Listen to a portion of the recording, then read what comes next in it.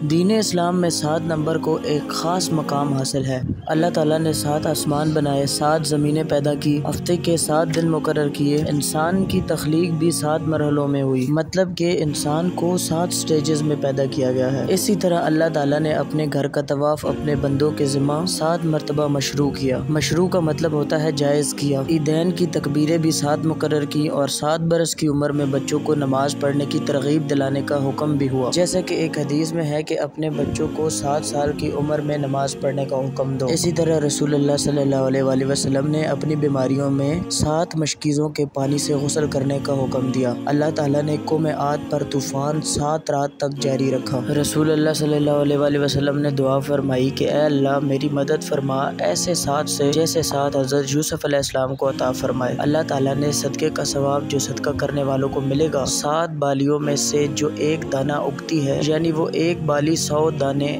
کے برابر ہوتی ہے، اس سے تشبیہ دی ہے، اور ساتھ ہی ساتھ صدقے کا اجر 700 گنا تک اور اس سے بھی زیادہ 7 کی ضرب کے ساتھ ملے گا، اور امت کے بغیر حساب کے جنت میں جانے والے بھی 7000 افراد ہی ہوں گے۔ اس سے یہ ثابت ہوا کہ 7 کے عدد کو ایک ایسی خاصیت حاصل ہے جو کہ کسی بھی دوسرے عدد کو حاصل نہیں۔ ایک حدیث جو عامر بن سعد بن ابی وقاص سے مروی ہے کہ رسول اللہ صلی اللہ علیہ وآلہ وسلم نے فرمایا کہ جس نے نہار منہ مدینہ منورہ کی 7 کھجوریں استعمال کر لیں اس دن نہ تو اسے زہر نقصان دے گا اور نہ ہی اسے جادو کا اثر ہوگا۔ اس 7 کے حصے میں عقل والوں کے لیے بڑی نشانیاں ہیں، اگر وہ یہ بات سمجھیں تو۔ اللہ تعالیٰ ہمیں دین اسلام سمجھنے اور اس پر عمل کرنے کی توفیق عطا فرمائے، آمین۔ مزید ویڈیوز کے لیے ہمارے چینل کو سبسکرائب کریں۔ فیس بک، یوٹیوب، ٹک ٹاک اور انسٹاگرام پہ EOS Gain to Create۔